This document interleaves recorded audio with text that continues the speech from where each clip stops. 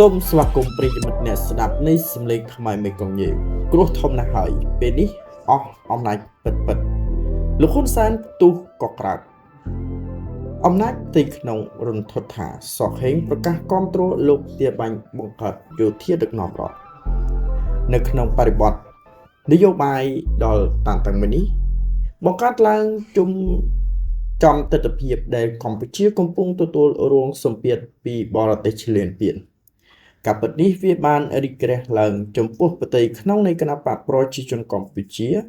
ក្រមសម្ពាធនយោបាយដែលកើតពីអង្គអំណាចរបស់លោកសុខេងនិងទាបាញ់ផ្ទាល់គឺកំពុងធ្វើឲ្យទស្សនភាពនយោបាយពុះកញ្ជ្រោលនៅក្នុង CPP បានធ្វើឲ្យអ្នកអំណាចរបស់លោកហ៊ុនសែនកើតឡើងនៅភាពស្ទាក់ស្ទើរថានេះជាពេលណាហើយនៅក្នុង CPP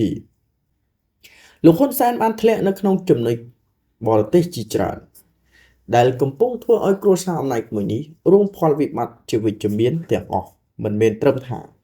លំហអង្គអំណាចរបស់សម្ដេចកូឡាហុំសខេងដែលជាលក្ខណៈបង្កឡើងនៅស្នាម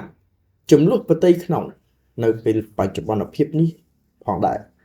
វាជាលក្ខណៈបញ្ជាក់ពីមូលហេតុនយោបាយពិតច្បាស់នៅក្នុងកិច្ចបញ្ចាំងមកពីបរទេសដែលជាអ្នកចង់ផ្ដួលអំណាចរបស់លោកហ៊ុនសែនតែម្ដងការឈ្លានពានរបស់ថៃព្រមជាមួយកិច្ចសាងសង់សំណង់ដែលយួនកំពុងធ្វើកាត់សមុទ្រនោះនៅពីខាងមុខនៃច្រកទ្វារព្រែកជីផុនតេជោនោះវាជានិមិត្តនៃការរីរាំងក្នុងដំណើររបស់លោកហ៊ុនសែនជាប្រវត្តិនៅក្នុងកតាវិលខ្លួនចូលនៅក្នុងធុងសមុទ្រថៃដែលកម្ពុជាកំពុងស្ថិតនៅក្នុងកតាហុំព័ទ្ធនិងរុំព័ទ្ធទៅដោយលំហសមុទ្ររបស់ខ្លួនចំពោះបរទេសដូច្នេះអំណាចរបស់លោកហ៊ុនសែនបានស្ថិតនៅក្នុងភាពទ្រុឌទ្រោម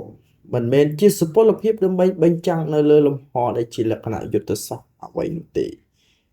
អ្វី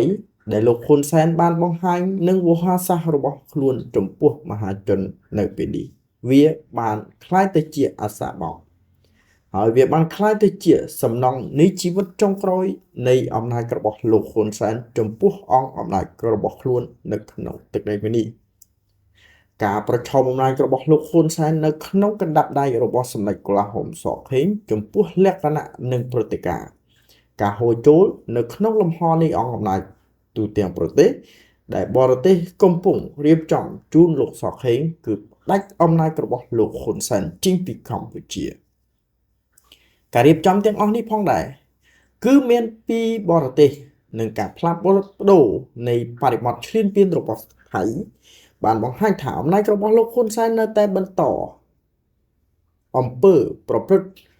គឺមិនអាចណារកឃើញនៃចំណុចបញ្ចប់បាននោះវាជាកត្តាការលះបង់និងការលេងស៊ូទ្រាំរបស់យោធាថៃការបញ្ចេញកម្លាំងនៅប៉ុន្មានថ្ងៃនេះគឺជាការដាក់ឡើងនៃចំហការផ្ដួលរលំនិងការដាក់ឡើងលើទស្សនភាពព្រមជាមួយការគម្រាមកំហែងបែបដាច់ប្រត់របស់ថៃលើឈុតឆាកនយោបាយចំពោះផ្ទៃក្នុងនៃគណៈបកប្រជាជនកម្ពុជាតែម្ដងយើងឃើញថានយោបាយវាវាយអំណាចរបស់ថៃបានចាប់ផ្ដើមធ្វើការឈ្លានពានចូលដែនកម្ពុជាព្រមជាមួយការកំទេចតំបន់មួយចំនួនដែលថៃបានឲ្យដឹងថាជាតំបន់អ៊ុក្រិតឆបអនឡាញនៅក្នុងនេះដែរក្រុមសេដ្ឋកិច្ចរបស់លោកហ៊ុនសែនត្រូវបានភាគីថៃប្រកាសចាប់ខ្លួនដូចជាលោកអុកញ៉ាលីយ៉ុងផាត់អុកញ៉ាកុកអានជាដើមថ្មីនេះគឺមានលោកកែនស៊ីនិងបនស្មិចអ្វីដែលថៃកំពុងធ្វើ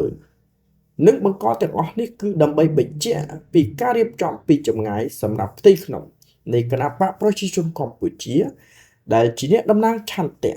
ការកែប្រែនយោបាយផ្ទៃក្នុងជាតិកម្ពុជាទាំងមូលលោកហ៊ុនសែនបានធ្វើឲ្យនយោបាយផ្ទៃក្នុងក្រឡាប់ចាក់បានថៃក៏ដូចឆ្នោះដែរដូច្នេះយើងមើលឃើញអំពីការសងសឹកហើយអ្វីដែលជាសារៈសំខាន់ដែលភាគីថៃធ្វើគឺផ្លាស់ប្ដូរចំពោះអង្គអំណាចរបស់លោកហ៊ុនសែនតែម្ដងនេះគឺជាការពិតនៃការឆ្លើយតបនៅក្នុងលំហអំណាចរបស់លោកហ៊ុនសែនដែលបានចាក់ដោតផ្ទៃក្នុងនៃស្រុកថៃធ្វើឲ្យមានការបែកប្រឆាក៏ដូចជាការបង្ហាញជាអំពីវិបត្តិនៃទស្សនវិជ្ជានយោបាយផ្ទៃក្នុងរបស់ស្រុកថៃ ប្រិយមិត្តជាទីគោរពនិងជាទីរាប់អាននាថ្ងៃនេះលោកសខេងនិងសម្ដេចវិជ័យសេនាធិបាញ់បានរក្សាទំនាក់ទំនងហើយការទំនាក់ទំនងនេះធ្វើឲ្យលោកហ៊ុនសែនឡើងឈាមដល់ខួរក្បាលនោះគឺព្រឹត្តិការណ៍លោកទាំងពីរបានជួបលោកស្រីយិនឡានៅប្រទេសសិង្ហបុរីនេះគឺជាសកម្មភាពផ្ទៃក្នុងមួយដែលថៃកំពុងធ្វើឲ្យលោកហ៊ុនសែនស្ថិតនៅក្នុងកណ្ដាប់ដៃរបស់សម្ដេចកូឡាហុំសខេងនិងវិជ័យសេនាធិបាញ់ដោយកត្តាការសងសឹកចេញមកពីត្រកូលថាក់នៅប្រទេសថៃដល់ពិតប្រាកដ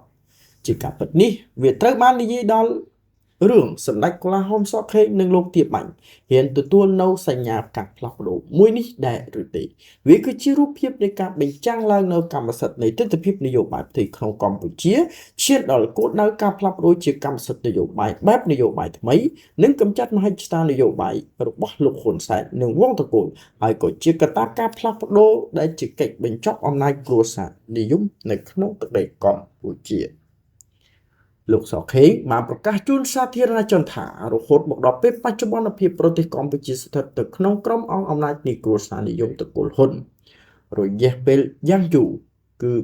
4ទសវត្សរ៍ទៅហើយនេះគឺជាពេលដែលបង្វិលនៃទស្សនវិជ្ជាទាំងអស់ដើម្បីធ្វើការផ្លាស់ប្ដូរលើលំហនិងស្ដារបែបប្រជាធិបតេយ្យជូនប្រជាពលរដ្ឋក៏ដូចជាការកំទេចនៃជនក្បត់ជាតិនឹងការកសាងឡើងជនតំណាងជាតិមិនមែនចាប់មិនមែនចងដោយអ្វីដែលលោកហ៊ុនសែនបានធ្វើកន្លងផុតនេះលោកសខេងក៏បានបង្ហាញថាយើងគួរដល់ពេលផ្លាស់ប្ដូរហើយមិនអាចណារួមចាំវាសនាបន្តទៅមុខទៀតនោះទេនេះគឺជាកម្មសិទ្ធិរបស់ប្រជាពលរដ្ឋខ្មែរទូទាំងមហានគរខ្មែរដើម្បីបញ្ជាក់នូវអត្តសញ្ញាណជាតិដែលជាពូជប៉ុងសាវតាអំណាចនៃមហានគរកំពុងកើនឡើងស្របពេលដែលកម្ពុជាកំពុងរងនឹងការឈ្លានពានមកពីបរទេសនោះលោកសខេងបានធ្វើការថ្កោលទោសចំពោះការថ្នាក់ដឹកនាំនៃគណបកប្រជាជនកម្ពុជានៅក្នុងប្រទេសកម្ពុជាដែលបានយកឈ្មោះលោកទៅភ្ជាប់ជាមួយក្រុមឆបោករបស់វងត្រកូលហ៊ុនថាវាជារឿងមិនពិតនិងដើម្បីបំបែកបំបាក់ស្មារតីអ្នកគាំទ្រចំពោះខ្លួនលោករបស់ប្រជាជនកម្ពុជាព្រមទាំងប្រទេសក្នុងនយោបាយកម្ពុជាអ្នកនាំពាក្យរបស់លោកសខេងបានបញ្ជាក់នៅក្នុងសេចក្តីប្រកាសក្នុងគណៈកម្មាធិការកណ្ដាលនៃគណៈបកប្រជាជនកម្ពុជាកាលពីម្សិលមិញថាលោកសខេងបានបដិសេធលើក្រុមគ្រួសាររបស់លោកហ៊ុនសែនបានបន្សល់ទុកនូវស្នាដៃជាច្រើនជូនដល់សង្គមជាតិកម្ពុជាដែលមិនអាចបំភ្លេចបានគឺរឿងឆបោកឧក្រិដ្ឋកម្មនិងឃាតកម្មជាដើមនៅក្នុងនេះដែរលោកហ៊ុនសែនកំពុងប្រើយុទ្ធសាស្ត្រញុះញង់បំបែកផ្ទៃក្នុងបកមិនអោយទុកចិត្តគ្នាដើម្បីពង្រឹងអំណាចផ្ទាល់ខ្លួនហើយងាយស្រួលផ្ទេរអំណាចទៅកាន់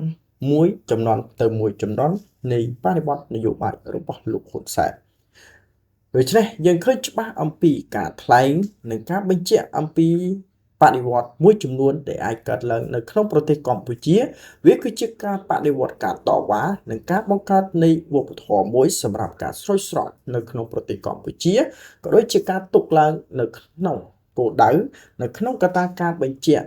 ជាភាពវិជ្ជមាននិងឆ្ពោះទៅរកនៃភាពវិជ្ជមានទាំងឡាយដែលយើងអាចសរបញ្ជាក់នៅក្នុងលក្ខណៈការគោលចំហនយោបាយរបស់សម្ដេចកូឡាហុំសខេងនិងសម្ដេចវិជ័យសេនាធិបាញ់ដែលយើងអាចឈួរនៅក្នុងរូបភាពមួយនៃការផ្លាស់ប្ដូរចំពោះទស្សនវិជ្ជាចំពោះបរិបទនៃទស្សនវិជ្ជានយោបាយដែលយើងអាចធ្វើការស្រោចស្រង់នៅក្នុងមហិច្ឆតានិងការកម្ចាត់